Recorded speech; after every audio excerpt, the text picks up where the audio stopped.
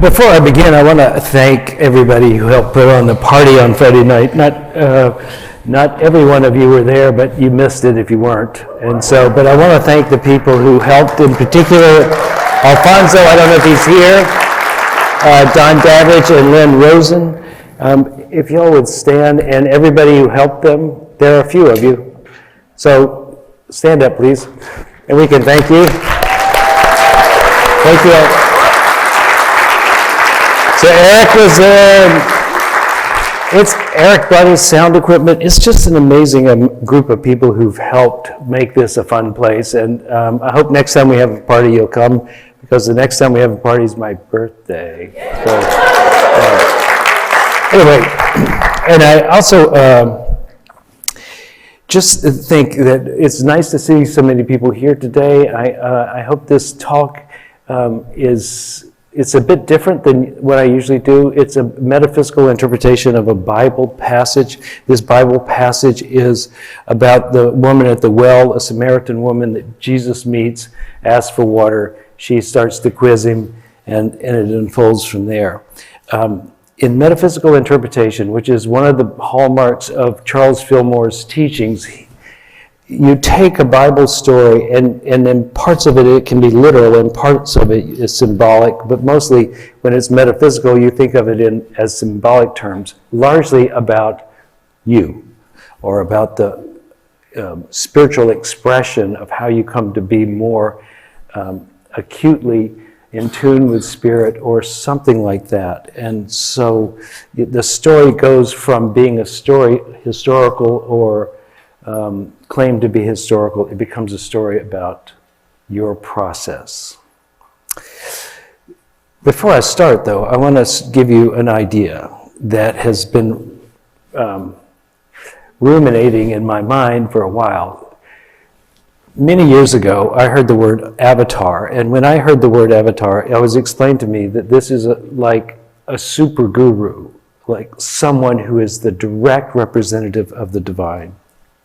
Lately, you hear avatar is something you have in a game, right? It's a character that that you're playing through essentially on an electronic game. And as I thought about it, it seems to me those actually are very similar experiences or ideas, which is one is that when you have an avatar, guru, super guru, and of the avatars you would have somebody like Jesus would be considered an avatar. This is a representative of the divine here on earth. And the more accurate you can reflect the divine, the more higher you go up on the spiritual ladder until you get to be an avatar. And when you're an avatar, you're transparent to the one presence. You are an embodiment of that one divine presence here. And as such, you're a clear reflection of that. Does that make sense? And just like your avatar in the game can have characteristics, but you control it, so it can be with a human being until you become clear and transparent. So I think of the cascade of avatars down to gurus who do a really good job, down to disciples who do a pretty good job, down to people like me who talk about it. And so take that, so that when you hear the name Jesus in here, you will hear avatar. You will hear divine expression. That is what that word means. And the word that Jesus often says, which is translated in most English Bibles as I am he, is really in Greek, ego eimi, E-G-O-E-I-M-I. And in Greek, this means I am. Now, sometimes that might mean in just regular conversational I am, but it also refers back to Moses talking to the burning bush, and the burning bush is telling Moses what to do to set my people free. And as Moses is nervous, he asks for, who's telling this? Who says this? And the bush says, tell them I am sending you. I am that I am. This becomes the foundational sound of the word Yahweh, which was the sound that the Hebrews gave for their meaning of the one presence. And so when Jesus says, I am, he is essentially speaking for the one presence, one power, as the avatar, as the it in person. And he says in most of these New Testament passages that are translated, I am he, ego in me, in Greek. So as you know, the New Testament was written in Greek. And so essentially it has a more complex meaning. And most English translators were not satisfied with who says this, I am. They put I am he on there, which I think makes us collapse the meaning. Does that mean to a normal thing? This is not a normal thing. This is transcendent. So let me read some of the passage.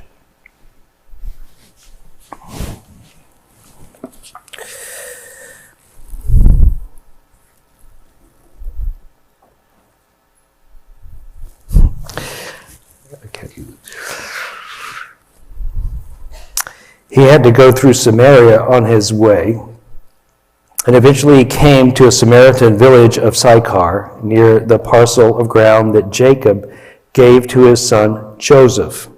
Jacob's well was there, and Jesus, tired from a long walk, sat wearily beside the well about noontime. Soon a Samaritan woman came to draw water, and Jesus said to her, "Please give me a drink." He was alone at the time because the disciples had gone into the village to buy some food. The woman was surprised, for Jews refused to have anything to do with Samaritans. She said to Jesus, "You're a Jew, and I'm a Samaritan woman. Why are you asking me for a drink?" And Jesus replied, "If you only knew the gift God has for you and who I am, you would ask me, and I would give you living water." So let me stop here for a second. So first of all, Samaritans were really kind of Jews just across the border. They were not that different. They believed in the Torah, the Pentateuch, the first 5 books of the Bible. They believed in it, but they believed that it had been adulterated by the Jews, and so they went to a more ancient way of holding Judaism. And the Jews, which were in Judea, did not approve of them in the least. Now, it's like, there are 2 big sects in Islam these days that often fight each other. And there was that kind of tension. Now, this is the month that we started this conversation that is the theme for the year about belonging. And this is a classic case of a wedge issue where you can say you do not belong in the same tribe, when in fact it's so close there is no reason to feel as though they were other based on the very facts that they choose, their religion. Later on in the story, the woman will say, "You Jews worship in Jerusalem at the temple, and we worship on the mountain." Well, the mountain is the sacred mountain where Abraham was going to sacrifice his son and then didn't have to, and it became a sacred mountain from then on, and is now a World Heritage Site because for 3,600 years the Samaritans, which are down to a few hundred, really believe that this is their sacred mountain, and it has been designated as a sacred place. So it's a curious thing and worth noting in our own minds where it is that we separate from someone else based on nothing. Some idea of an idea. And how, in my opinion, much of the wedge issue stuff is used for purposes of power by somebody other than the people who carry the banner. Right? So if we could realize that being manipulated to dislike someone is not a spiritual quality. Maybe we could take one more step closer to being and belonging with everybody. So this is the Samaritan woman. Now this Samaritan woman, I'm going to jump over it because it's faster if I tell you than the Bible's so slow. But this Samaritan woman is unusual because she's drawing water at noon. And most women drew water in the morning when it was cooler and easier to do. And she was coming at noon because she was an outcast among her tribe, the Samaritans. And the reason she was an outcast is that she had had 5 husbands. Good on her, really. I mean, 5 husbands. And she had 5 husbands, but she was not living with a husband now. And Jesus comes up to her and she says, well, who are you?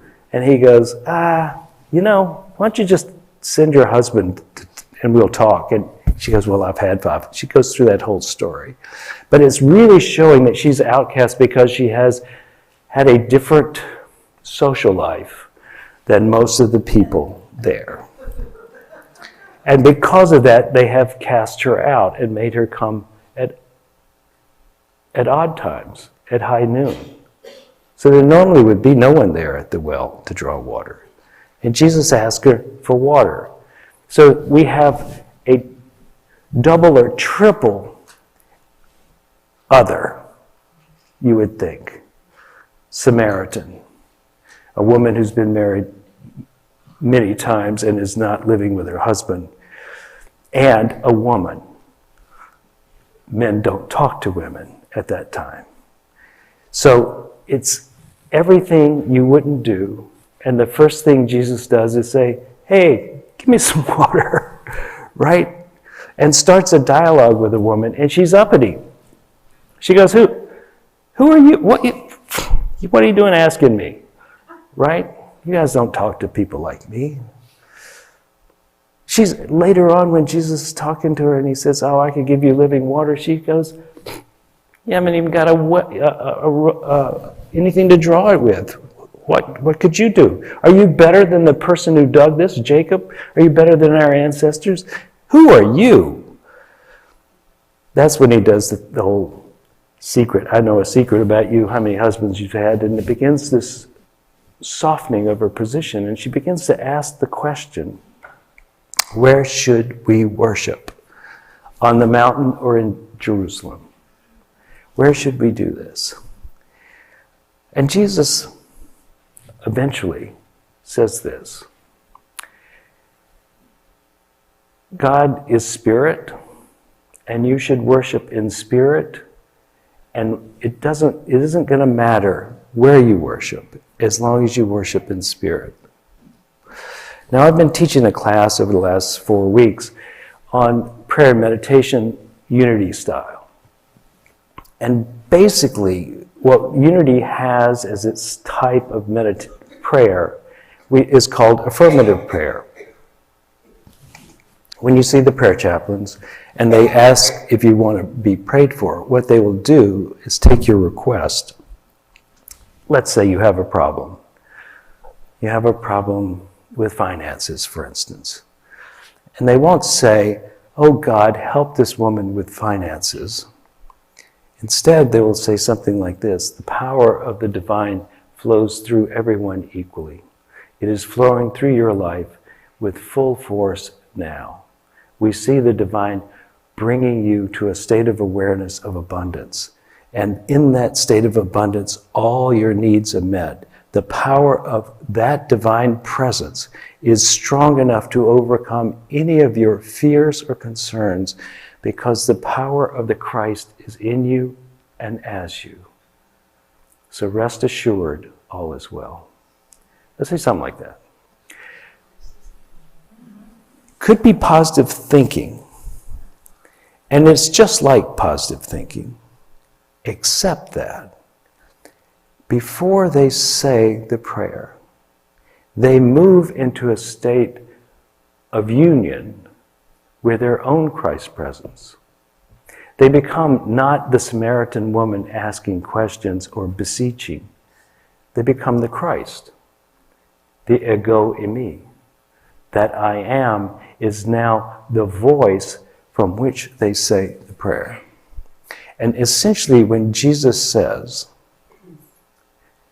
that God is spirit, and to pray in truth, you pray from spirit, or in spirit is how he says it.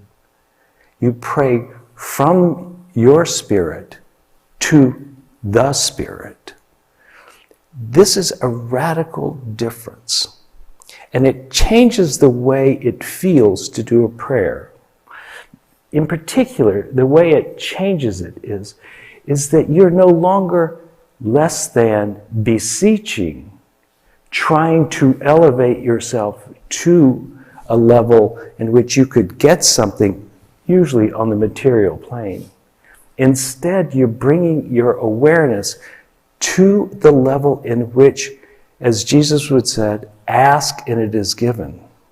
Knock and the door will be open. Seek and ye shall find. Because you have moved into a level of communion with the divine, you're no longer the lesser than beseeching the greater to give you something you can't do for yourself. Instead, you're awakening your divine inner self that is always in communion with the one, as the one. And when the one says to itself, this is where we're going, the one is already there waiting to give you the kingdom. And so this is what Jesus means by praying in spirit. It doesn't matter that you go to the right place, to the mountain or the temple. It doesn't matter if you say it in the right words. It doesn't matter that you, at the moment, experience lack and may not have the confidence you need to do your job, the next thing in your life, to open the door for yourself. But as we move into that, we begin to be the very outcome we wish to see. And coming from that place, it is like Jesus said, pray believing, and it shall be done unto you.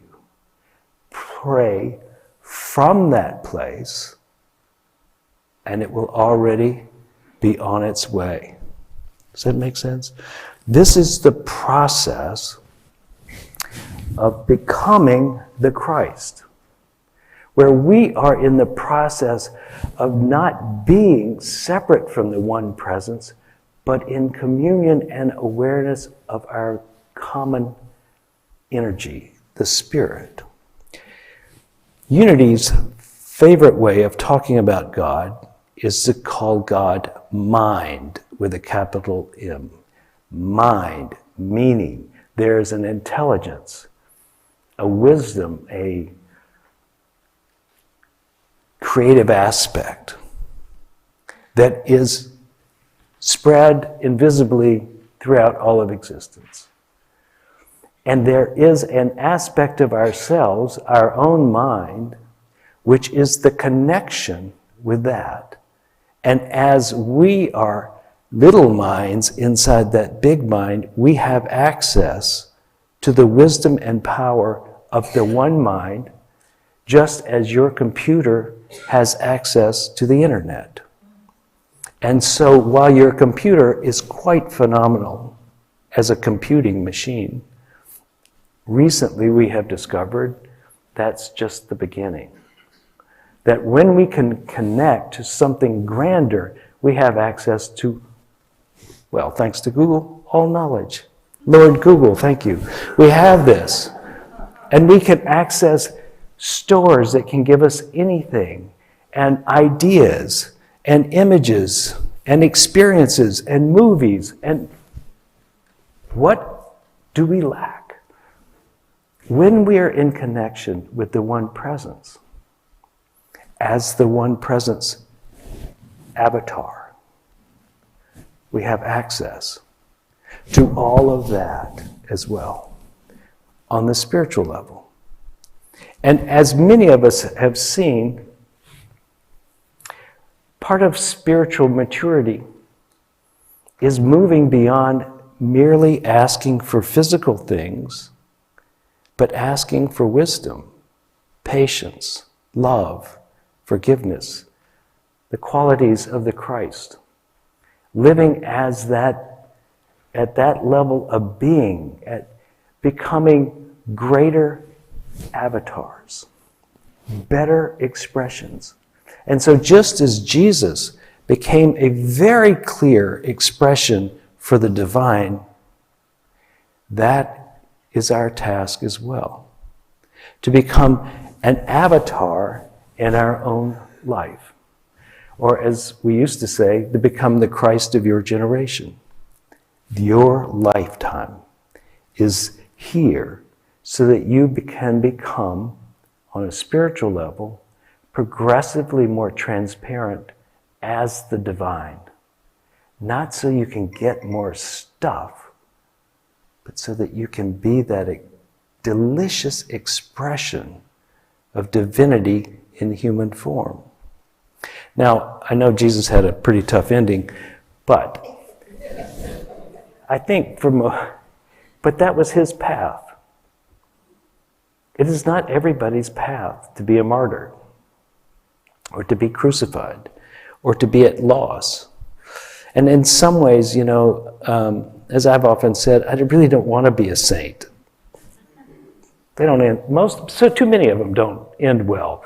And I have great expectations of something, a more fun way of going, right? And I don't think everybody has to worry about it. I mean, what are your odds? Right? Not much. Your odds are that if you find a way to be more and more transparent to the divine, what will happen is that your life will have meaning and purpose. It will be filled more with love and acceptance. You will be a better citizen, someone who can help more people, someone who can hold the context of conflict in such a way that it can be resolved. You would be a light among the world, the salt of the earth. You would be someone worth knowing. And so while we have practiced for years being concerned about the things of this world, and we still will, as we open to the divine presence and ask for the wisdom of the one mind to be our mind, I think we'll come into a deeper level of peace, happiness, and joy. And the world that surrounds us will have a better chance of awakening to its own joy and peace. Now, next Saturday, I'm teaching a class on heart meditation. And that heart meditation is, I think it's 10 to 12, here. That heart meditation is a precious way, in my opinion, of getting you to come out of your head and into not the intellect, but into the heart, because it is that vibration that allows you to connect with the one presence. Because as we think too much, we exclude the inspiration. Thinking can set us up for the experience, but at some point we must go beyond thinking. And so this is a way to begin to open your awareness to something more than your thoughts. Anyway, that's my pitch. I'll call it a day on that. So let us meditate. Let's practice. Let's go to the heart.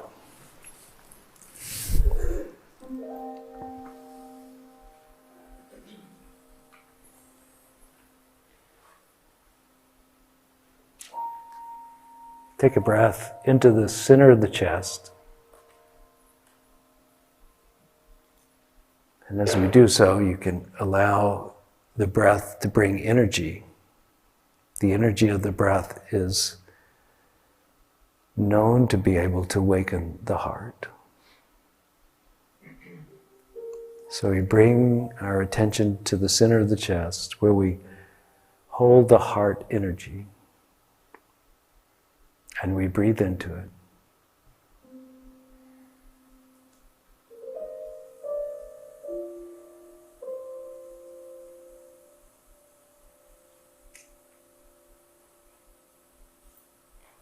So as we breathe into it, we expand the heart. Imagine, sense, feel, image a growing sense of energy in the heart.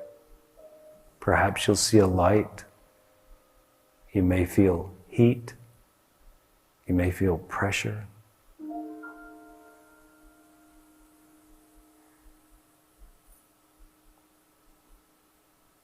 So we let the heart open.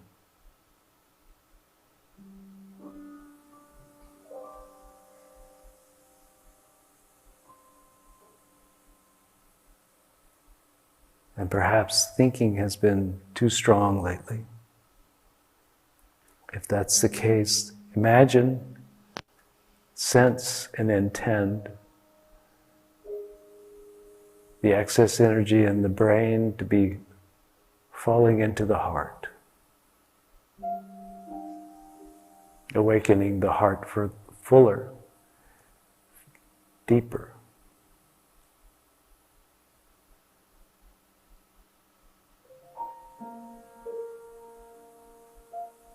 Imagine this whole room moving into a state of coherence with their own hearts and everyone else's. That we're all joining together in one big heart energy.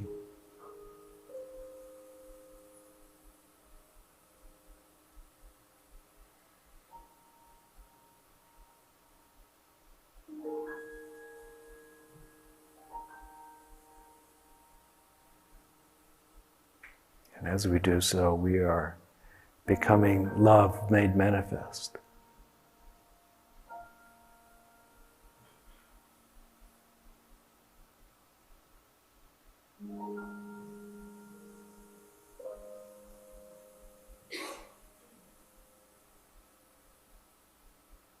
Feel into the heart.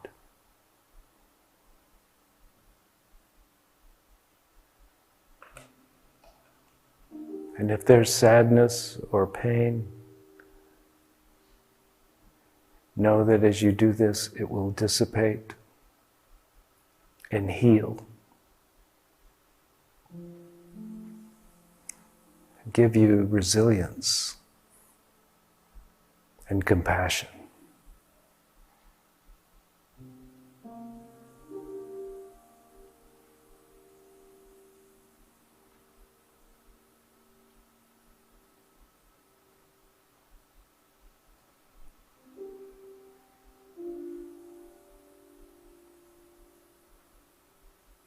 Remember, you can do this wherever you are. Driving, sleeping, speaking.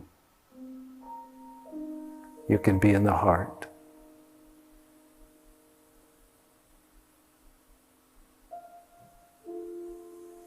And from there, speak affirmatively that you're a being of love,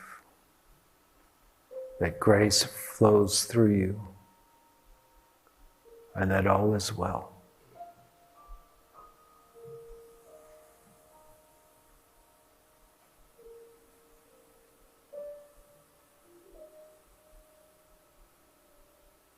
And so we let it be, and so it is. Amen. I hope you got something out of today's service. We intend to bring you things that will help you in your life become more of who you want to be, give you the freedom of forgiveness and the hope of expectancy that your life will unfold in a way that brings you joy, happiness, and is a contribution to the world. If you would like to contribute to this ministry, please go to unitytriangle.org, hit the donate button, and it will lead you into an easy way of doing that. We thank you for your attention and look forward to seeing you again here.